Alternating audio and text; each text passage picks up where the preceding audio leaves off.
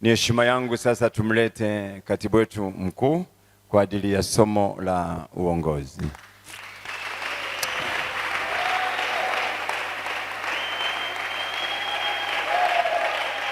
Yeah.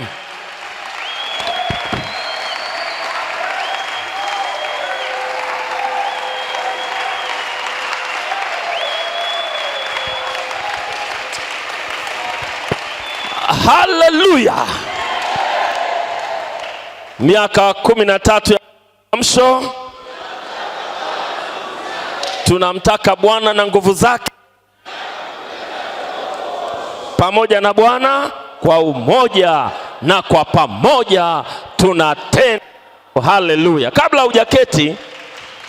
Kabla hujaketi ninaomba kutambua meza kuu.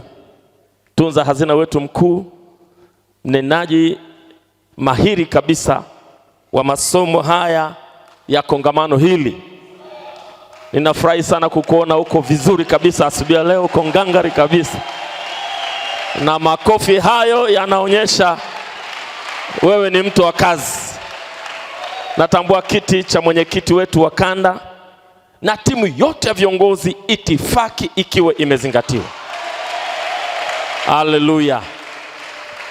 Ninaomba toka kwenye nafasi uliosimama, kamata watu 2, 3, 4, 5, wasalimie, waambie karibu sana mtu wa Mungu, nimefurahi kukuona, jisikie vizuri. Leo ni siku ambayo Bwana ameifanya. Tutaifurahia, tutamuona Bwana atatutendea makuu. Usibaki hapo, angalau kamata watu 2, 3, maana makongamano haya ni fellowship. Mbona mimi amnipi Bwana? Barikiwe sana. Asante sana team ya praise and worship. You are so wonderful. Amen. Hallelujah.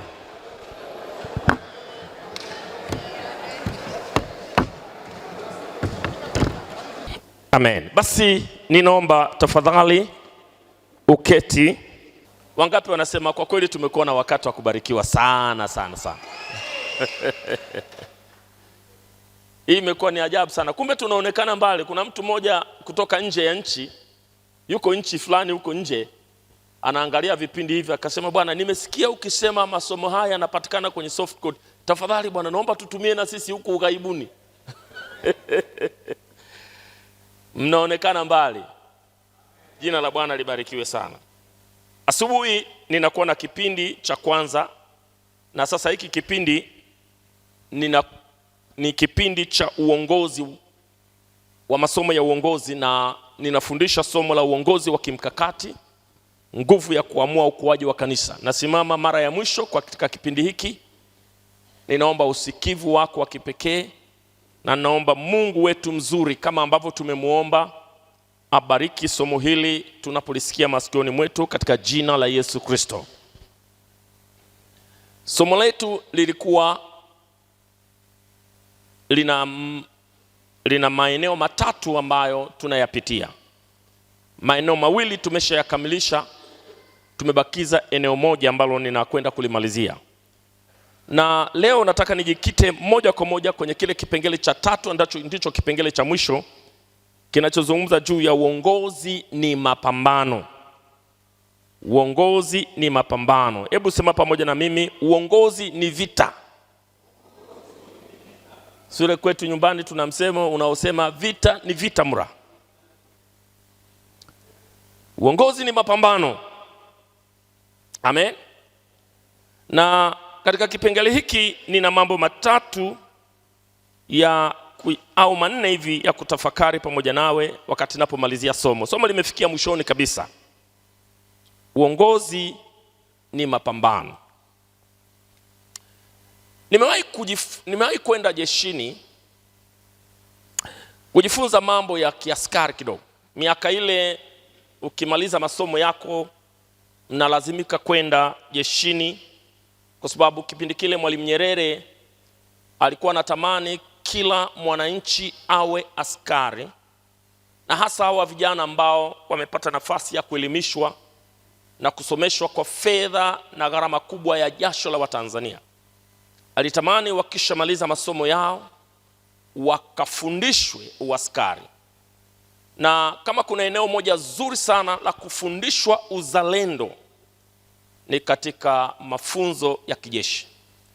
Mafunzo ya kijeshi yanafundisha nidhamu ya hali ya juu sana ya uzalendo. Na ndio maana kanuni za kiaskari zinafundisha utii wa kiwango cha hali ya juu sana, zinafundisha ukakamavu, zinafundisha nidhamu, zinamuondolea mtu kila namna ya kuogopa chochote. Askari ana gia ya kwenda mbele tu, hana gia ya reverse. Kwa hiyo wakati wa mafunzo, kuna wakati tulikuwa tunafanywa vitu ambavyo ni vya kiusumbufu, lakini vilikuwa vinatujengea uzoefu. Askari alikuwa anaweza kwenda kuamka usiku, akaenda akachoma moja kati ya maeneo muhimu sana ya kambi. Alafu tunaamshwa saa 8 ya usiku kwa kelele lile la bigula, lile tarumbeta. Alafu tunalazimika kuamka saa 8 usiku. Ikipigwa ile, na unajua yale mahanga ni yale mabweni ya kulala askari, yalikuwa ni majengo ya mabati. Kwa hiyo wakati bigula linawafanyia fujo muamke, yuko kamanda mmoja anapita kutoka kona moja ya bweni mpaka kona nyingine ya bweni, ameshika fimbo hivi au kitu fulani, anapita kinalia prrrr.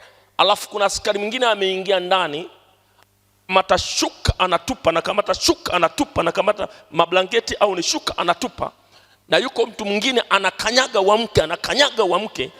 Yani utaamka tu. Ulilala una homa, utajua mwenyewe. Ulilala hujisikii vizuri, utajua mwenyewe. Yani utaamka tu. Alafu hamwendi zigizaga. Mara moja mnaitwa, mnajipanga kwa platuni zenu, kwa kombania zenu, na kila moja anajua section yake ni section gani. Section ule mstari. Alafu inapigwa mguu pande mguu sawa, mnaambiwa kinachoendelea. Moto umewaka na lazima uzimike, na ndani ya kabla ya nusu saa uwe umezimika. Kamanda yuko mbele, mnaondoka. Paka mnasema maisha gani haya? Mimi nilikuwa niwe pilot, na nilitamani kuwa pilot. Masomo niliyosoma, mimi nilisoma physics, geography na mathematics wakati nafanya masomo yangu ya high school. Na kwa nilikuwa na waza na nilikuwa na ndoto ya kuwa pilot. Na nilipofika jeshini, na sisi kwetu asilimia ndugu zangu, baba zangu, kaka zangu, jamaa zangu wengi ni maaskari. Kule kwetu nyumbani Tarime, yani kazi ni askari. Ukiwa askari ndio unaonekana mwanaume. Ni kwa sababu ya ile nature ya kule kwetu. Ukiwa unafanya kazi benki, ni mfanya biashara, sijui una maduka mjini, yani hawakuoni kama wewe mtu wa maana sana. Sasa hivi ndio kidogo mabadiliko yametokea mengi sana. Sasa hata wafanya biashara wanaonekana kuwa watu wa maana. Lakini miaka ile tunakuwa, wewe kama ni mwanaume umeenda mjini kutafuta kazi, tunataka ukirudi likizo uwe umevaa combat. Na ndio maana hata wakati ule mtu akitoka Dar es Salaam kwa mfano au mkoa mwingine, anaweza kama amevaa kiraia, lakini akifika Mwanza anaingia hoteli, anaoga, anavua nguo zake za kiraia, anavaa combat, ili akishuka kijijini wanasema mwanaume ameingia. Sababu ilikuwa ni kazi ya fahari. Ni kazi ya fahari sana. Kwa unafundishwa ukakamavu. Unafundishwa ukakamavu wa namna ya ajabu sana. Na wakati mwingine askari alikuwa anaweza kufanya mawindo. Nakumbuka tukio moja, nilikuwa kwenye kikosi cha Buhemba wakati ule nimetokea Masange Tabora, tumehamishiwa Buhemba, na tuko tuditachi ya Rwamkoma. Nimekaa pale mwaka mzima nikiwa kwenye mafunzo ya kijeshi. Pale kwenye ditachi ya Rwamkoma, siku moja askari akaiba bunduki ya kijana aliyekuwa zamu. Alafu ikafika taarifa ya kwamba kuna bunduki imeibiwa. Na moja kati ya jambo zito kabisa jeshini ni kupotea kwa silaha. Yaani mtafukua vyoo vyote katika nchi, mtateseka sana. Kakosa mmoja, lakini nyinyi wote mtateseka. Kwa hiyo ilipigwa tarumbeta ile, tukakusanyika, tulipata tabu sana. Yote haya mnafanyiwa ili kufundishwa umakini, kufundishwa wepesi, kufundishwa ukakamavu, kufundishwa kwamba kuwa askari sio kitu cha lele mama. Sio kitu cha lele mama. Wakati tulipokuwa tunakwenda mafunzo ya kijeshi, ninakumbuka mnapoenda field, kuna mahali panaitwa start line, mkicross manake mmeingia kwenye uwanja wa vita. Sikwenda mimi, nashukuru Mungu, kwa sababu mimi niligongwa na nyoka siku ile tunakwenda kwenye mafunzo. Nina G3, hiyo ni bunduki. Kuna bunduki inaitwa G3. Ni aina ya bunduki. Nilikuwa nayo begani G3. Natembea, tunakaribia tu start line, nikagongwa na nyoka mbaya. Bahati nzuri kila kikosi hakikosi Wasukuma. Wasukuma ni wengi kweli, sijui utaenda wapi usiwakuta. Na Wasukuma ni waganga wa kienyeji, utapata wapi kuona. Ni karibu kila Msukuma ni mganga. Kwa hiyo nililemewa pale. Kijana mmoja alikuwa na jiwe la nyoka lile, mnafahamu Nikawekewa jiwe la nyoka, nikakimbizwa kikosini, nikalala pale. Ya pale sikwenda tena. Nikamshukuru Mungu niligongwa na nyoka. Kwa sababu watu walikwenda wakiwa na suruali, wakarudi wakiwa na sketi. Unaweza ukaelewa ninachokiongea. Ni miaka ile sisi ni vijana wabichi kabisa. Hatujaokoka, mili inawaka moto. Yaani uliingizwa kwenye dada mwali mbichi, lakini ulimtazama kama dada uliozaliwa naye tumbo moja. Maana mwili umeuawa na umekufa kabisa. Na kule hawajali, wanakuweka andaki moja na dada hapo. Na wanajua hamtafanya kitu kwa sababu umechoka mpaka unamtazama tu hata uelewi. Unaomba Mungu tu maisha yaendelee, sijui kama tutamaliza salama. Watu waliondoka wakiwa na suruali, walirudi wakiwa na sketi. Maana imechanika hapa mpaka huku na hapa kwa huku, hapo natembea paka. Jeshi sio kitu cha mchezo. Jeshi sio kitu cha mchezo bwana, wewe ulisikie tu jeshi. Yaani mnatembea namna hii. Ndio kwa mara ya kwanza niliona kumbe mtu anaweza akalala akiwa amechoka. Na wakati wanatuambia madimbwi yote yamewekwa sumu, kwa hiyo msinywe maji. Unayaona maji yale ambayo yana utando wa kijani kabisa yani, lakini unayaona ni maji mazuri na ni matamu na hujali kufa pote ambayo mate yameisha mdomoni kabisa. Mmetembea mwendo mrefu mno, siku kadhaa hamjarudi, na wala hamwambiwi mtarudi lini.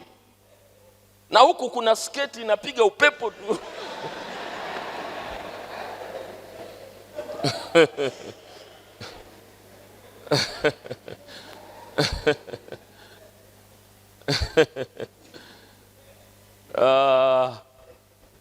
Acha mchezo bwana. Nilishangaa kuona kumbe mtu anaweza kulala anatembea. Unamuona mtu tunakwenda hivi, alafu unamuona anatoka kwenye mstari. Yaani amelala kabisa, lakini anaenda porini. Anakanyaga kabisa hivi, lakini amelala, hayupo, anaenda porini. Watu wanakamata, wanarudisha. Anafumbua macho, anang'ang'aniza kuona haoni, anachanga amelala tena. Unafundishwa ustahimilivu na mwendo wa masafa marefu bila kuchoka na kupambana na vikwazo vya kila namna. Nakumbuka Captain Sanya kutoka makao makuu, miongoni mwa vijana walikuwa wamechaguliwa kwenda mafunzo ya pilot. Nilifanikiwa kuchaguliwa na masomo yangu nilikuwa nimefaulu vizuri, kwa hiyo niliqualify. Tulipimwa afya, mambo mengine hata siwezi kukueleza vitu wanavyopima ili wajue kwamba una sifa na unatosha kuwa askari pilot unayerusha ndege za kijeshi. Mimi nilikataa dakika ya mwisho, vijana wanataka kuondoka, maana walisema hapa hamjafundishwa chochote. Kama unafikiri uaskari ni hiki ulichokiona hapa, haujafahamu uaskari bado. Tunataka tukufanye kuwa askari. Kwa hiyo tunakupeleka Monduli, tunakupeleka kozi maalum ya uaskari. Tunataka unapokwenda kufanya mafunzo ya upao uende ukiwa afisa wa jeshi la wananchi, sio askari wa kawaida. Kwa hiyo tutakupeleka Monduli, utafanya mafunzo ya kijeshi sasa ili uwe askari, maana hapo bado tulikuwa sisi raia tu. Alafu utapata jiwe moja, na baada ya miezi 6 pandishwa jiwe la pili, unakuwa askari mwenye nyota 2, unapanda ndege kwenda nchi za nje, unakwenda kujifunza upilot ukiwa afisa wa jeshi la wananchi. Nikaondoa jina langu, nikarudi Tarime. Sitaki tena. Yaani mateso haya niliyoyapata kwa mwaka mzima, bado naambiwa sijajifunza chochote. Basi uaskari hauna maana yote. Kwa hiyo nikapoteza ile fursa na sijakuwa pilot tena. Lakini namshukuru Mungu, sasa sirushi ndege zile za kijeshi kwa jinsi ya kibinadamu, narusha ndege zinazopeleka watu katika ulimwengu mwingine. Haleluya. Sasa mimi ni captain wa ndege, sio hizi za jeshi la wananchi wa Tanzania au TPDF. Mimi ni captain wa ndege sasa, zinaruka kwenda masafa marefu katika ulimwengu mwingine, katika ulimwengu wa roho. Sivai tena silaha zile za jinsi ya mwili, tunavaa silaha za ulimwengu wa roho. Jina la Mungu wetu libarikiwe. Bado mission ni ile ile, lakini kwa namna nyingine. Hatupigani na wanadamu, hatupigani vita vya kimwili, tunapigana vita vya kiroho na tunapambana vita vya kimungu. Haleluya. Somo nisema na wewe asubuhi ya leo linazungumza juu ya uongozi ni mapambano. Unapopata nafasi ya kuwa kiongozi, manake unapata nafasi ya kuwa kiongozi kamanda. Jamani, amina. Wewe ni kiongozi kamanda. Na ni vizuri kuelewa, mtumishi wa Mungu, tunapoitwa na Mungu kuwa viongozi, tumeitwa kuwa viongozi makamanda. Na tunaongoza watu kwenye vita, na ni vita hatari. Na kiongozi hatakiwi kuwa mtu mlegevu. Kiongozi anatakiwa kuwa mpambanaji, kuwa mtu jasiri, kwa sababu vita haihitaji ulele mama. Haleluya. Niliwahi kusikia kanuni moja kule jeshini ya kwamba mnapokuwa kwenye vita na mna kamanda amesimama mbele yenu, anaongoza mapambano, piga maadui wanawapiga, mnapiga maadui wanawapiga, alafu akaongoza kikosi, akakihatarisha kikosi kufa chote, unahitaji kufanya maamuzi magumu ya kiujasiri. Mumpige risasi ya kichwa kiongozi ili mpone na muendelee na vita, au mzembee mpaka muuawe wote kwa sababu mna kiongozi mbovu. Na iacha hiyo isinki vizuri, kwa sababu kunaanza kuwa na kiongozi mbovu, muoga, lele mama, ambaye anaongoza vikosi lakini vinapigwa tu mpaka mtamalizika, mzembe sana. Sasa inaruhusiwa kumpiga risasi kiongozi wa namna hiyo. Piga risasi ya kichwa, alafu unajitangaza I am commander in charge as from now. Wale watu wanaruhusiwa kukupiga risasi wewe kwa sababu umeua kamanda wao, au wanahitaji kujadili na kuona ya kwamba huyu amepata ujasiri mkubwa wa kuokoa maisha yetu kwa kumuondoa mtu wa hovyo. Manake ule ni ujasusi ndani ya jeshi. Inataka moyo sana na maamuzi magumu sana. Unajua, tunapokuwa na kamanda anaongoza kikosi kinachopigwa mpaka kinaisha, tunampa kikosi kingine kinapigwa mpaka kinaisha, huyu anatakiwa kupewa risasi ya kichwa. Saidie kumgusa jirani yako, naambia wewe au ni wewe.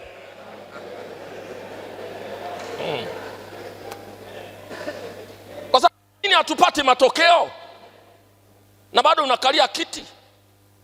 Kwa nini hatupate matokeo? Tunataka makanisa yapandwe, unacheka cheka tu. Tunataka washirika waongezeke, unacheka cheka tu. Tunataka uamsho, unacheka cheka tu. Tunataka matokeo, unacheka cheka tu. Wewe unahitaji hii moja tu, tunamaliza kazi. Tacheka cheka na huyu mtu mpaka lini? Sasa mimi nafundisha vitu vya kiroho hapa, sio mambo ya kimwili. Kwa hiyo tusikose kutafsiri mafundisho, sawa? Nachotaka uelewe ni kwamba uongozi ni vita. Uongozi ni mapambano. Uongozi sio lele mama. Jamani, amina. Uongozi ni mapambano. Na tunaana tunataka kiongozi wetu kwenye ngazi yoyote awe ni jemedali. Awe ni nani? Ni jemedali.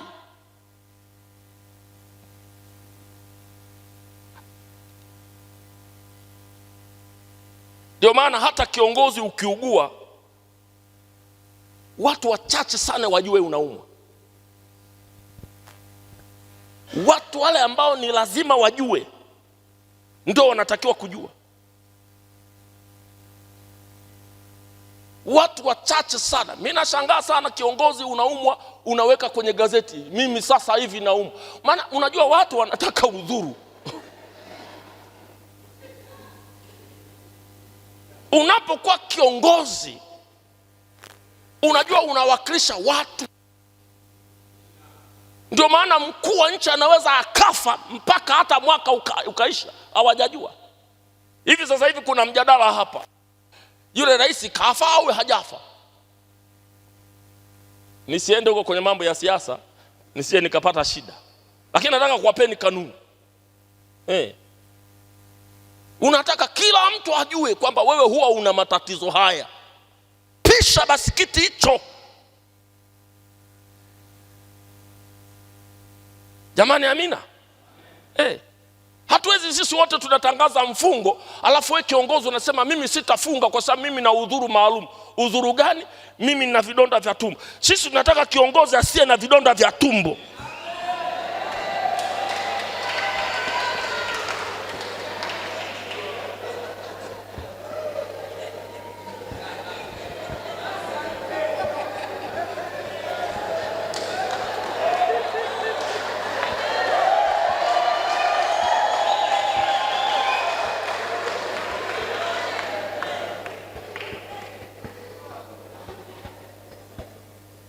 Kwa sababu tunataka tukuone unafunga.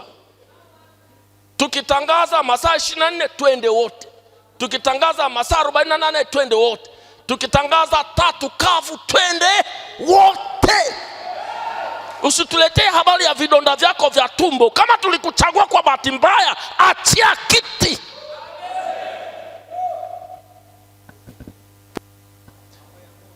Mimi nazungumza kama askari.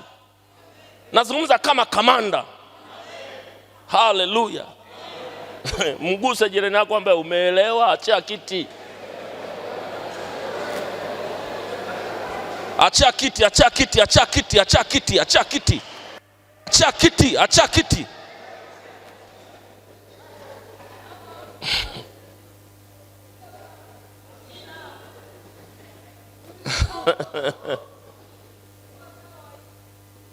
Uongozi ni vita.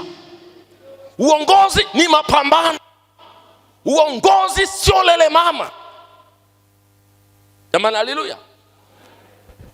Biblia inasema katika Mathayo 16 mstari wa 18, anasema Bwana Yesu, nitalijenga kanisa langu.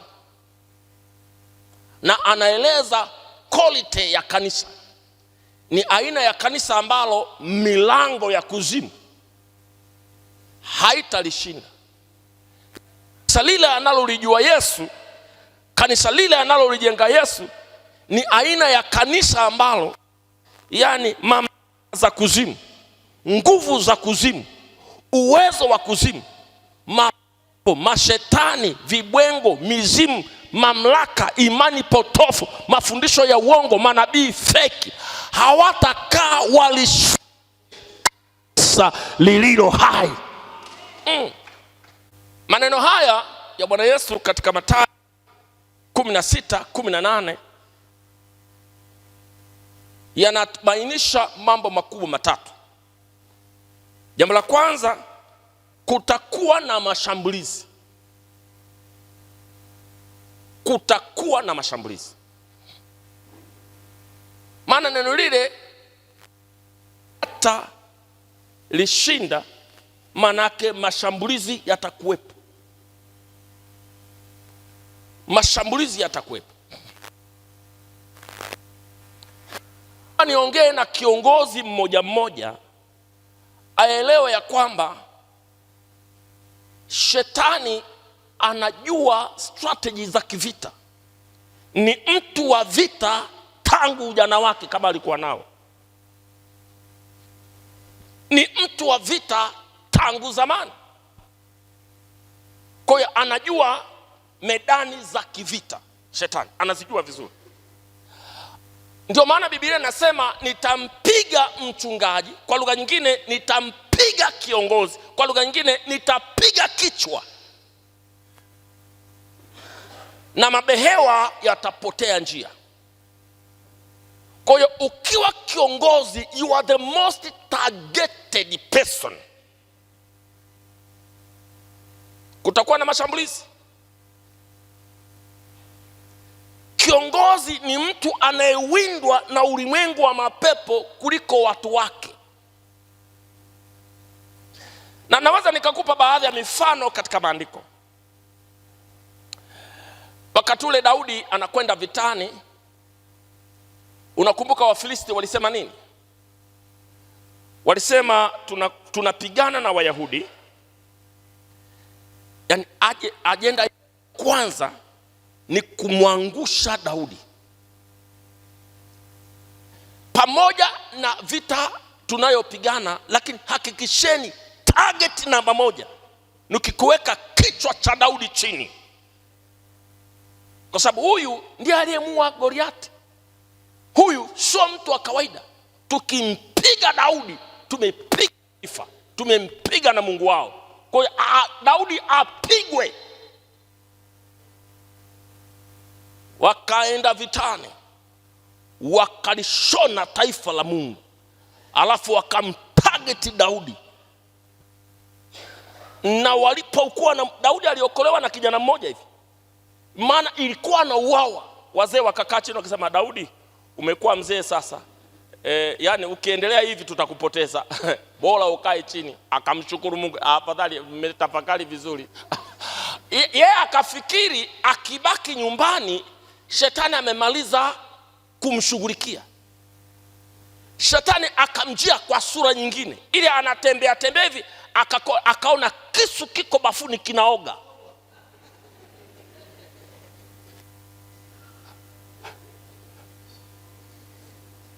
Akapigwa chini.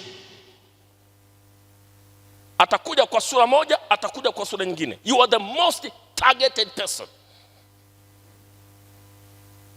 Kwa hiyo unapoona maanguko ya kushangaza ya viongozi, wewe elewa tu kuna wanawindwa sana. Yani wewe unawindwa sana. Utawindwa kazini, Utawindwa kupitia mwili wako, utawindwa kupitia afya yako, utawindwa kupitia historia yako, utawindwa kupitia miradi yako, utawindwa kupitia watoto wako, utawindwa kila kona. Wewe unawindwa, wewe ni target. Anguko la Daudi lilileta mtikisiko mkubwa sana na maumivu makubwa sana na aibu kubwa sana.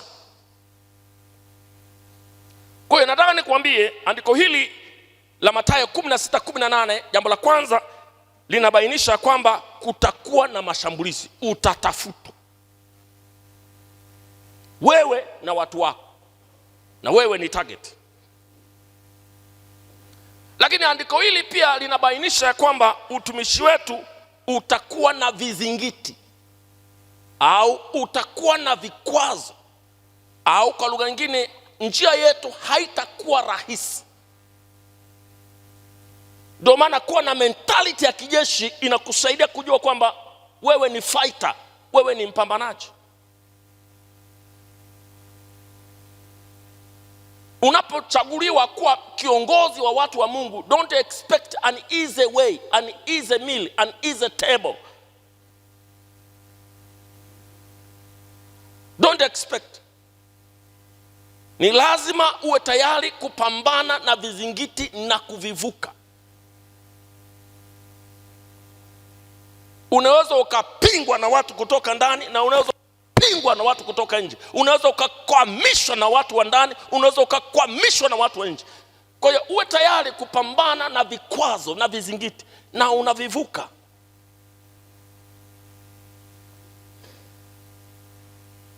Na jambo la tatu ni vita halisi. Live battle.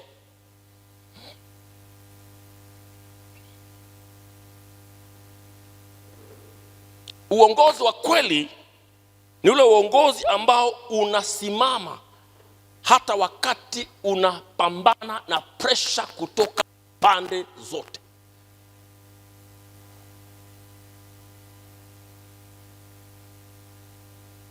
Tulipochagua mwelekeo wa uamsho, hatukuwa tumechagua jambo rahisi.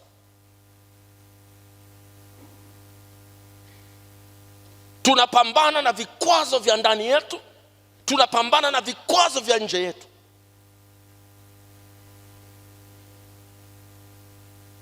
Lakini nataka nikutie moyo, hatujakata tamaa, hatujavunjika moyo, na bado tunasonga mbele na tutapata matokeo.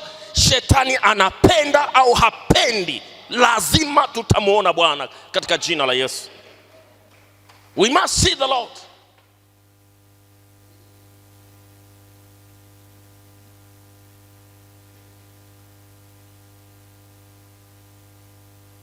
Tunajifunza somo letu la tatu linalosema uongozi ni mapambano.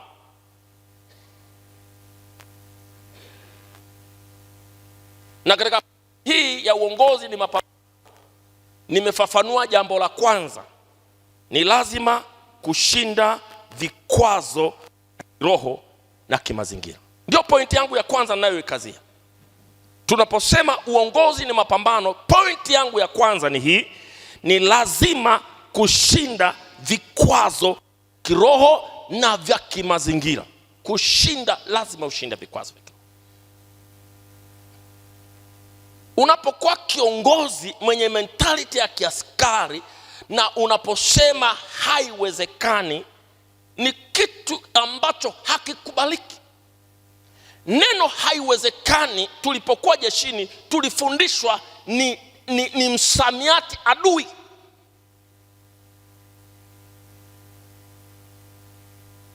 Na kuna wakati walikuwa wanajenga mentality ya kujua ya kwamba neno haiwezekani halitakiwi kuwa mojawapo ya misamiati ya kijeshi.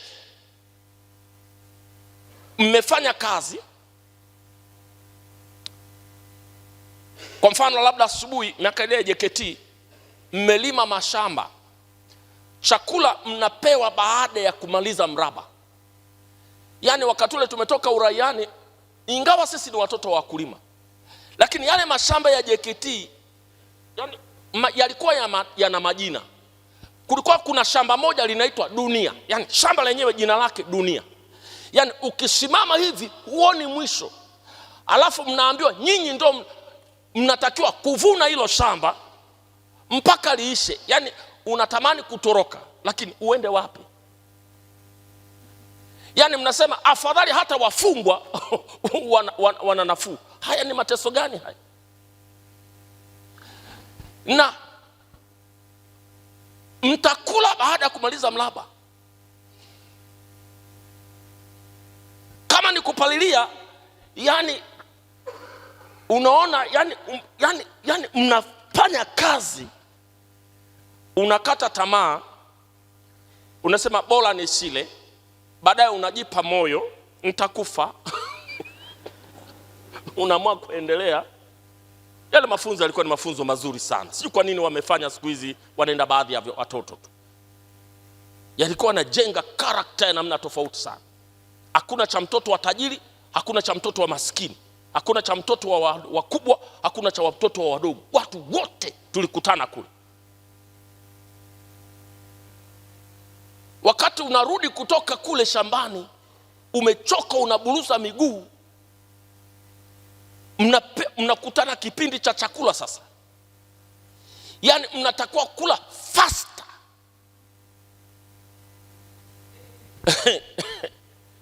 Wala wanaosemaga, mimi ni kila maharage na kiungulia. Huo gani uzembe tu. Jeshini hamnaga hicho kitu. Eti mimi ni kilaga maharage na kiungulia. Tulikula maharage. Kwa sababu ukiwa mzembe utakufa jeshini.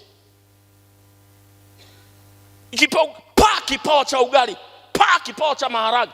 Unatakiwa fasta, unachukua maji, unaweka kwenye maharage yapoe haraka. Ngambi cha fasta. Nimemaliza. Likipiga ngupanda, come on. Hata ukilia ikusaidii. Kula hakunaga kitu kinaitwa huruma.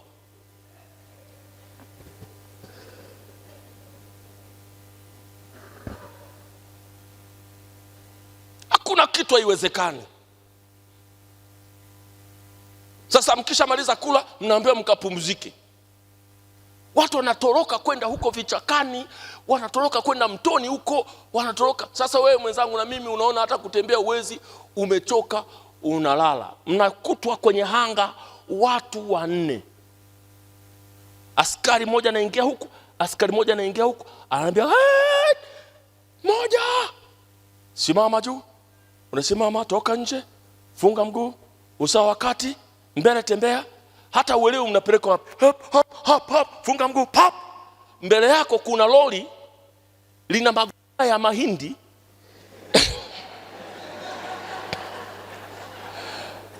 Yani wakati mnaanza kupakua, huamini kama mtanimaliza lile. Yani wewe ndio ulikuwa umechoka mpaka hata kwenda kujificha hukuweza, mkakimbilia kula. Kamanda yuko hapo, mnapakua huku mnapigwa. Baadaye unaona bora nijitie nguvu nipakue, nisije nikauawa hapo. Mama yako hayupo, baba yako hayupo.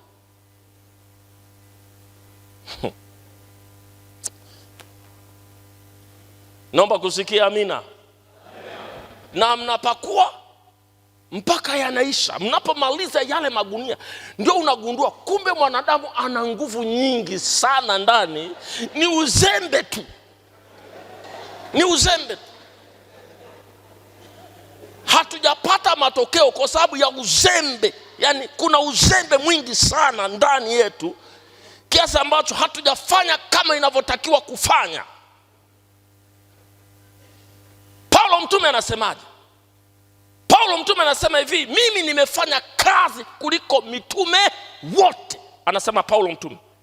Alafu anasema sio mimi, bali ni ile neema iliyo ndani yangu mimi. Alafu anasema sikuitendea kazi ya Mungu, sikuitendea neema, yani sikuitendea, nilipoipata neema sikubweteka, bali nalijituma zaidi kufanya kazi.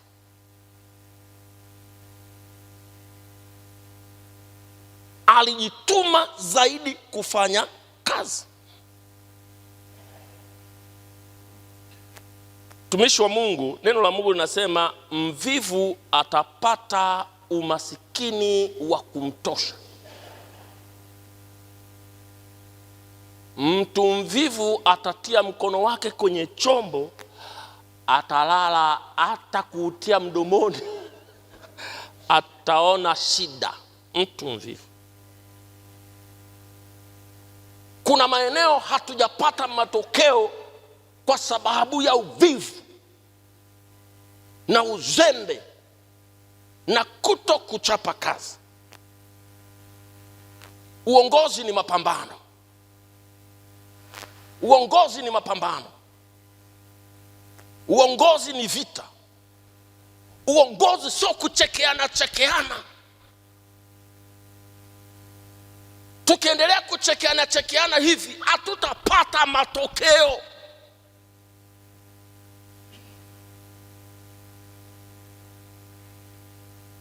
Uongozi ni kuwajibika.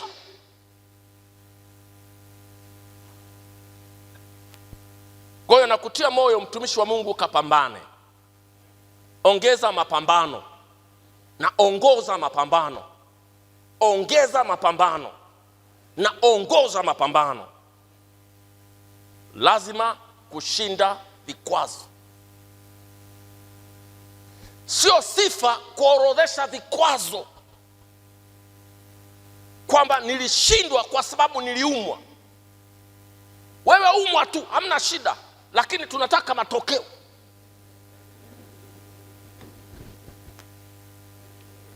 Wewe umwa, hata kama unapenda kufa, wewe tangulia katutangandele, lakini tunataka nini?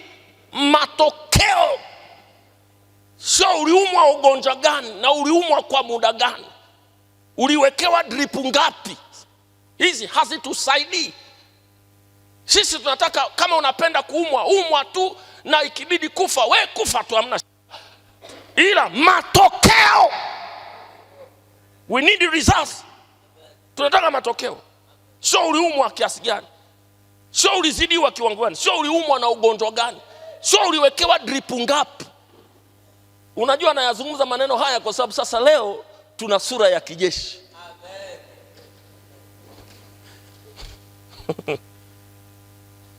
Hii ni sura ya kijeshi, kikamanda.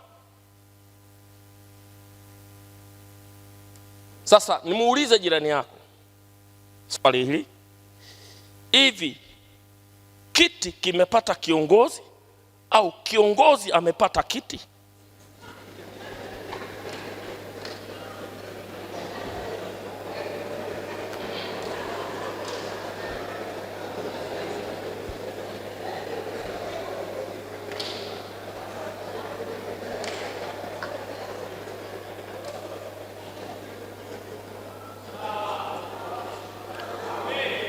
Muulize hilo swali muhimu sana hilo.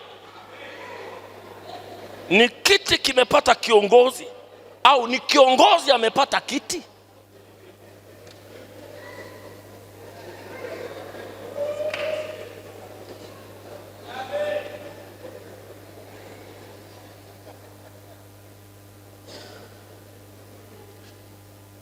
Jamani, kule maaskofu kule meza kuu kule tunaulizana swali, ni kiti kimepata kiongozi au ni kiongozi amepata kiti?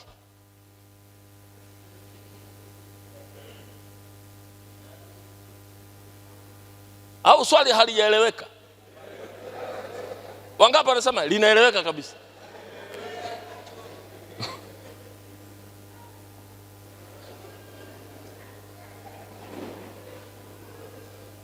Kwa hiyo sitazamii kiongozi ataniambia section yangu ni section ngumu. Sitazamii kiongozi ataniambia idara yangu ni idara ngumu. Hatutazamii kiongozi atuambie eneo hili ni eneo lililoshindikana. Sasa nisaidie kumuuliza kiongozi mwenzako hivi kuna mkate mgumu mbele ya chai?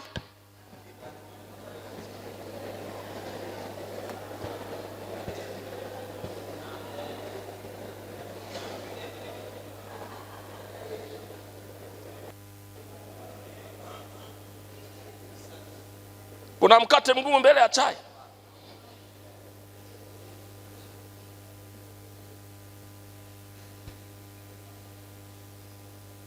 Kwa mambo yanaposhindikana, tuna jambo na kiongozi. Tunapokosa matokeo, tuna jambo na kiongozi. Tunaposhindwa kutimiza malengo, tuna tatizo na kiongozi. Huyu kiongozi wetu ni mtu wa namna gani? Tunataka kiongozi kamanda, kiongozi askari.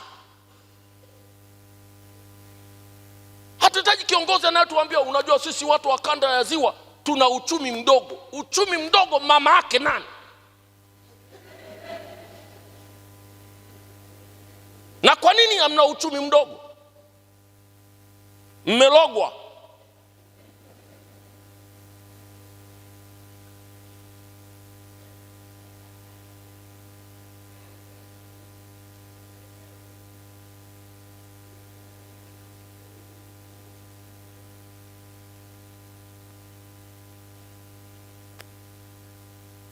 Kwa sababu unaona tu kuna ubinafsi tu wa kutokupenda kazi ya Mungu. Yaani unaiangalia kazi ya mtu yake yeye, anapojenga nyumba yake, anaposhughulikia shamba lake, anaposomesha watoto wake, unaona viwango anavyoweka. Lakini anapofanya kazi ya Mungu, unaona viwango. Watoto wake wanasoma chuo kikuu, pesa ya kuchezea tu, wala sio ada. 1,000,000, 2,000,000 anawapa. Wanachezea tu. Wana simu ambazo ukitazama mpaka unashindwa kuelewa huyu mzee hivi hata atumii akili vizuri. Masimu ya nyota, macho matatu, macho manne, ya hela nyingi. Lakini nenda kaangalia nyumba ya Mungu. Unaweza ukasema humu lazima kuna mganga maarufu anakaa humu.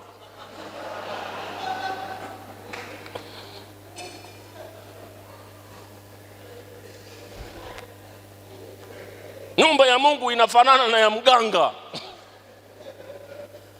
Lakini nenda nyumbani kwake. Kama unaweza kuamka saa 8 ya usiku unaenda kufyatua tofali za nyumba yako, ukafyatua tanuru la kwanza, ukafyatua tanuru la pili, ukafyatua tanuru la tatu, unataka nyumba ya vyumba 5, na ukapiga lipu, na ukaweka bati, na ukaweka sola, na vitu vikakaa vikanyooka. Nyumbani kwa Mungu giza. Tunapiga makofi. Hakuna kinanda, hakuna chombo chochote, hakuna kitu chochote. Una uwezo wa kujitoa kwa ajili ya mali zako, lakini uwezo kujitoa kwa ajili ya kazi ya Mungu. Hiki kitu hakisawa.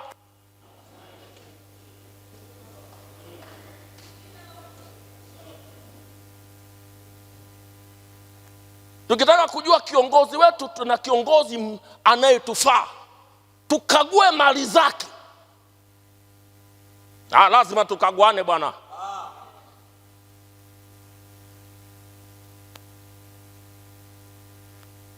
Tukaguane hapa. Do we have a real leader? Yesu alikuwa yuko tayari kutoa uhai wake. We know we have a leader. Hakuwa na kitu kingine cha kutoa, akatoa uhai wake, akafa ili wewe na mimi tupatikane. Alafu unakuta kiongozi anajisifia tu, mimi mashamba yangu, mimi miradi yangu, mashine zangu za kusaga. Unajua sasa hivi nimefungua mashine yangu ya kusaga ya 5. Wewe utufai.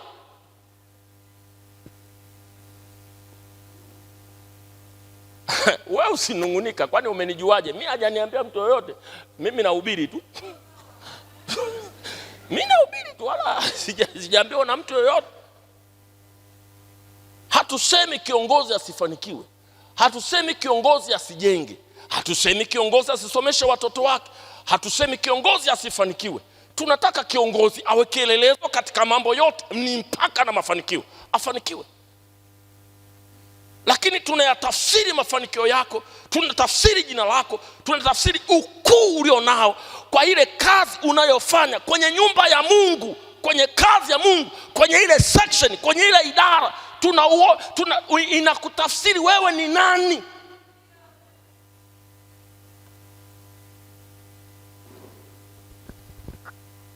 nilimpenda sana baba askofu mmoja kwenye jimbo moja.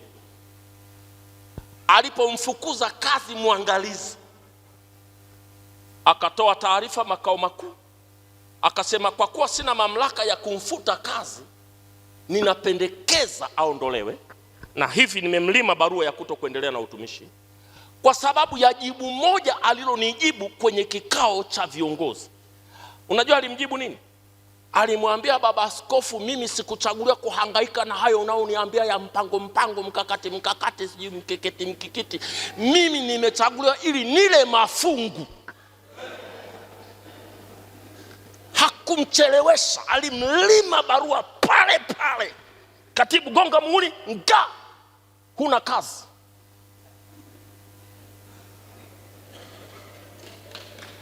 Na mimi nilipofika mezani kwangu, nilipoona ile nikasema hii haihitaji kikao cha kamati kuu, ameondoka.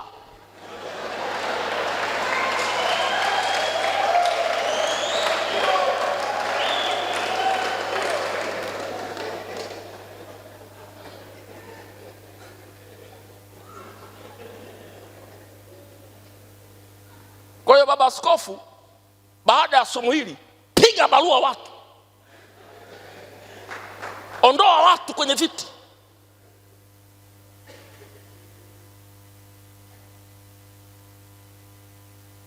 Kwa sababu usipoondoa mtu utaondoka wewe.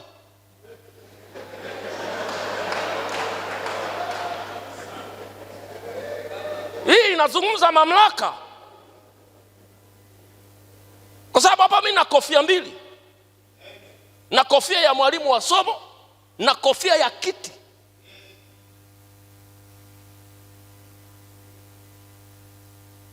Hatuwezi kuendelea na maisha yasiyo na matokeo. Tumemwondoa askofu juzi tu, jimbo moja hivi, ambaye anawaambia watu wake msishughulike na mambo haya mpango mkakati, achaneni nayo. Kambe kiti kimekupa haya baba, kaendelee na kuuza nyanya.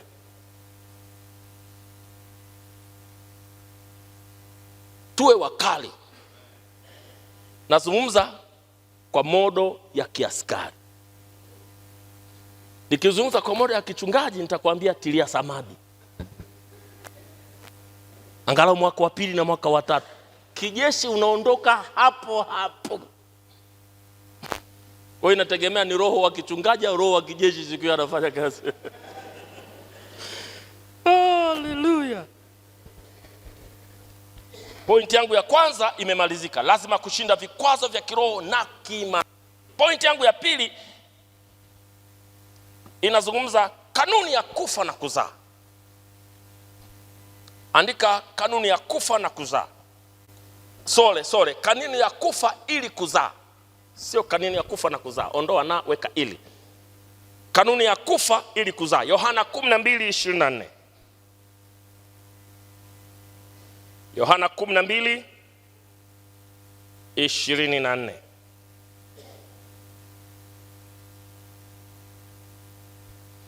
Andiko linasema, amin nawaambia, chembe ya ngano isipoanguka katika nchi ikafa, hukaa hali hiyo hiyo peke yake, bali ikifa hutoa mazao mengi. Ili izae na kutoa mazao mengi, lazima itangulie kufanya nini?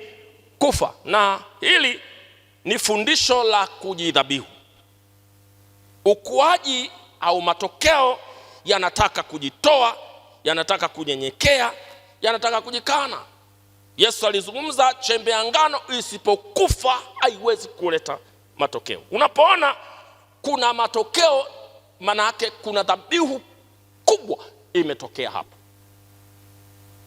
Tertullian, moja ya mababa wa imani katika kanisa, anaandika katika nukuu, ni na nukuu, anasema the blood of the martyrs is the seed of the church. Kila ukuaji mkubwa una gharama. Kila ukuaji mkubwa una maumivu. Kila ukuaji mkubwa una sadaka. Tusiendekeze udhuru, hatutapata matokeo. Nilikuwahi kufundisha mahali fulani nikasema hivi, kwa mfano Mungu angesema hivi, Kanisa lako lina watu wangapi? Lina watu 10. Mmepatana, kanisa linatakiwa liwe na watu wangapi kwa mwaka? Linatakiwa kila mtu alete mtu mmoja, watu wawili. Okay. Kwa hiyo wakileta watu wawili litakuwa limefikia watu wangapi? Litakuwa limefikia watu 30. Okay, sawa. Mchungaji, umeielewa hiyo? Nimeelewa. Mwisho wa kuleta watu lini? Tarehe 31 mwezi wa Disemba. Una uhakika umeielewa? Nimeelewa. Basi wasipofika tarehe 1 hufiki.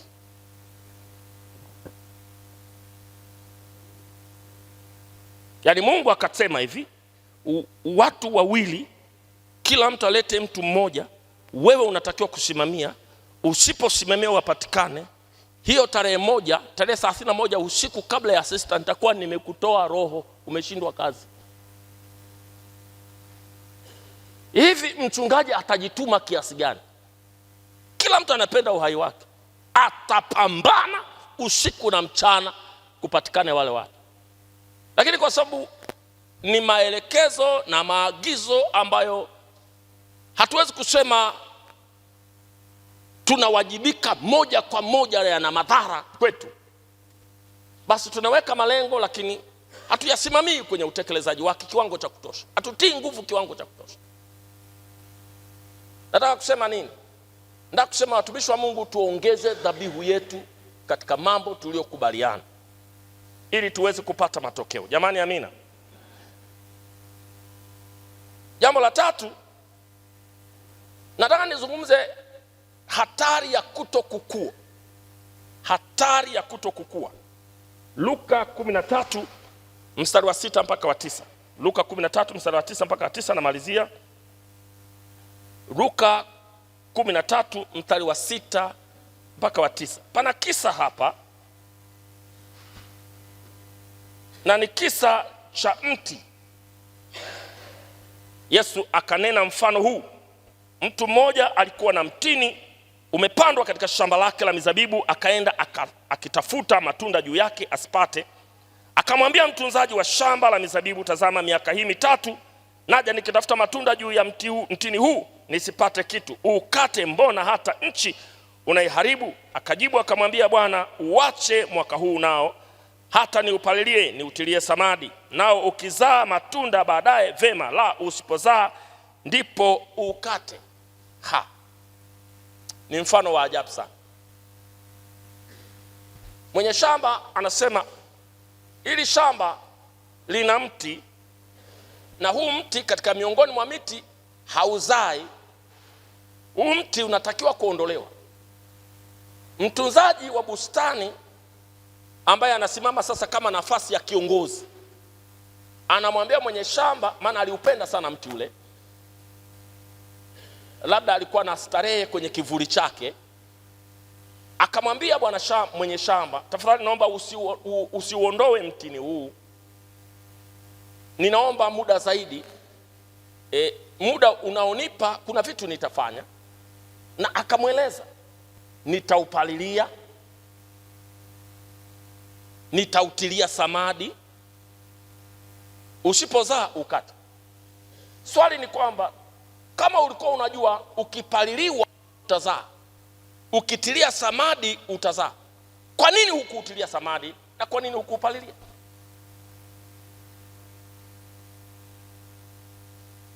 Sasa watumishi wa Mungu, tuna mambo tunayotakiwa kuyafanya sisi kama viongozi ili tupate matokeo. Na moja kati ya vitu ambavyo tukifanya tutapata matokeo ni empowerment, ni uwezeshaji. Hiki kitu kinachofanyika kwenye kambi hii ni wazo la mwenyekiti wa kanda. Na sisi kanda ya Ziwa, ninaomba muelewe, ni moja kati ya kanda iliyoathirika labda zaidi kuliko kanda zingine wakati wa mpasuko wa kanisa. Na sisi wengine ni kizazi kilichokuja baadaye, wala hatujui hizo athari za mpasuko wa kanisa. tulipoteza karibu makanisa yote ukanda huu. Kwa hiyo ni kama ni kazi inaanza upya.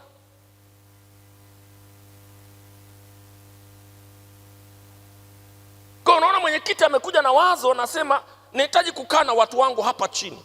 Kuna mambo tunatakiwa kufanya. Kuna mentality zinatakiwa kubadilika. Kuna mwelekeo tunatakiwa kuelekea. Kuna maazimio tunatakiwa kufanya. Na mimi ninatazamia uongozi wa kanda baada ya kikao hiki watakaa na maaskofu, wataweka maazimio ya kanda.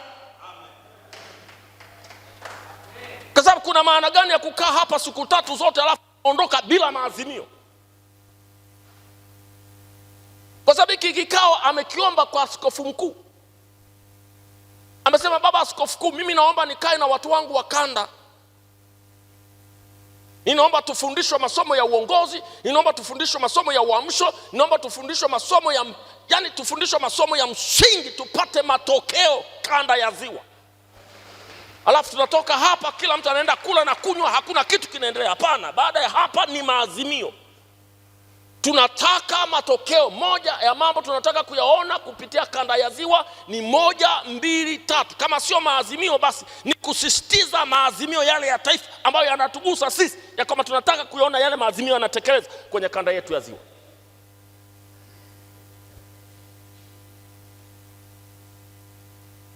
Naomba niwaulize watumishi wa Mungu, inawezekana haiwezekani?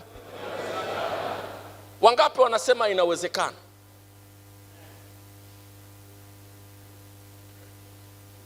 Kiongozi ni kamanda.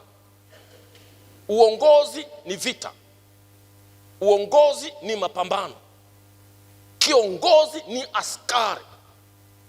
Askari anatakiwa kuwa na nidhamu. Askari hataki kuwa mkorofi. Askari hataki kuwa jeuri. Askari hataki kuwa mbishi.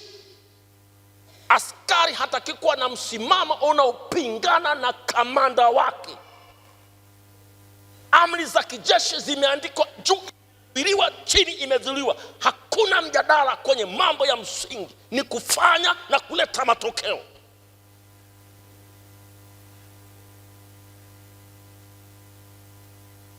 Ukorofi una sifa gani?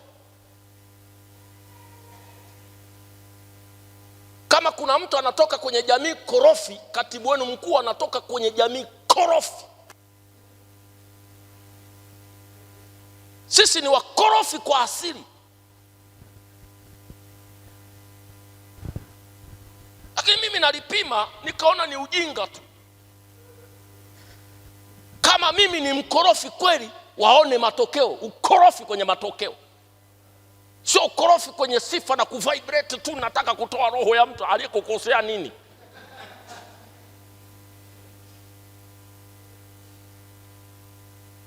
Kama wewe kweli ni mkorofi, tutaona unaongoza katika kupata hadithi. Kama wewe ni mkorofi, tutakuona unaongoza katika kuleta watu kwa Yesu. Kama wewe ni mkorofi, tutakuona unaongoza katika kuwa na wachungaji bora. Mkorofi, tutakuona unaongoza kwenye idara ambayo ina matokeo super.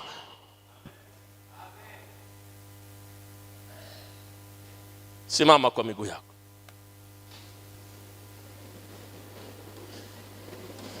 Inua mkono wako juu namna hii.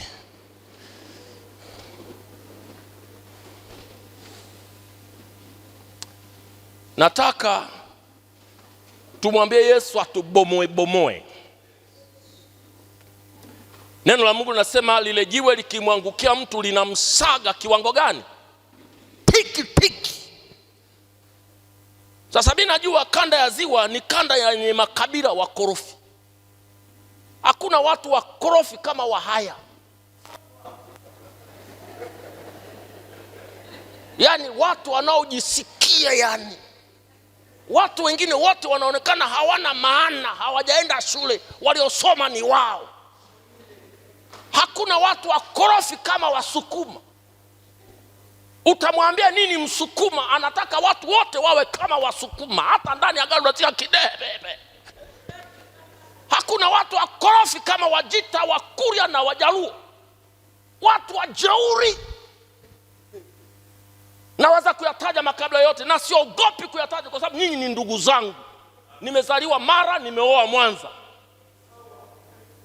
na mke wangu ni Mzinza. Wazinza wanashabiana na Wahaya karibu. Wahaya ni ndugu zangu, msinitishe chochote, nimewaoa.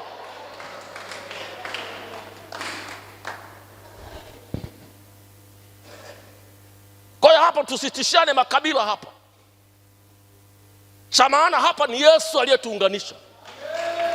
Na ninaomba baba askofu nipe dakika chache tumwambie Yesu atubomoe lile jiwe lituangukie asubuhi ya leo na litusage tiki tiki. Naomba tupande jukwani, maaskofu tupande jukwani, na naomba watu wote waje madhabahuni isipokuwa wakorofi Goma. President worship team njoo jukwani. Wabaki wale ambao wamesema hatubadiliki, potelea mbali. Lakini namwambia Mgalilaya, naomba jiwe lako liniangukie, naomba jiwe lako linisage, naomba unibomoe bomoe, naomba unitengeneze, naomba unifanye chombo kitakacho kufaa, naomba unisage tiki tiki, nifanye chombo kinafaa kufanya kazi yako.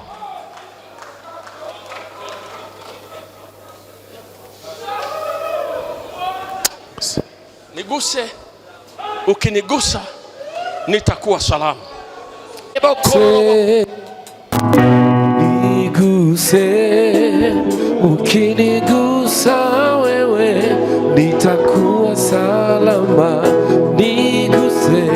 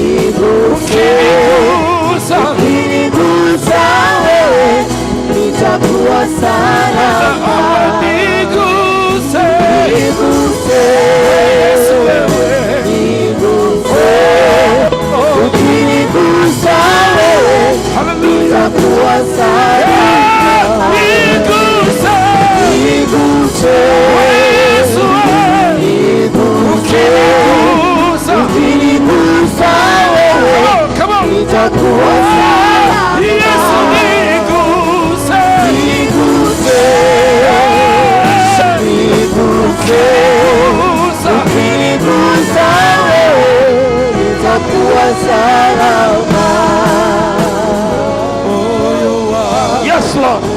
gusa moyo, Gusa baba, gusa moyo katika Yesu, gusa moyo, gusa katika jina la Yesu, gusa moyo, gusa baba kwa uweza, gusa moyo, gusa kwa upako, gusa kwa moyo,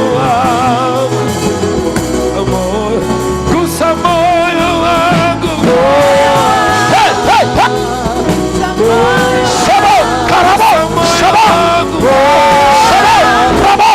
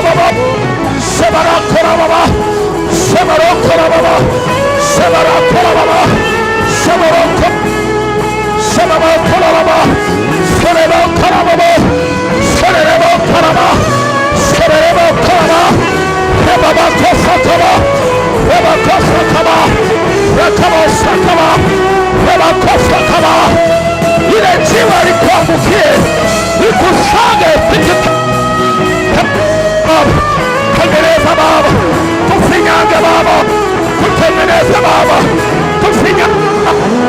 tutengeneze, tufinyange, tutengeneze, tufinyange, tutengeneze, tufinyange, tutengeneze. Seraba saka, seraba, seraba, seraba, kosalaba, seraba kosaka, seraba korababa, seraba kasaka, seraba kosaka, seraba koseba, seraba kara, heka para baba. Ziwa inapona, kanda ya ziwa inapona, ziwa inapona, kanda ya ziwa inapona, kanda ya ziwa inaamka, kanda ya ziwa inafufuka, kanda ya ziwa inaongezeka.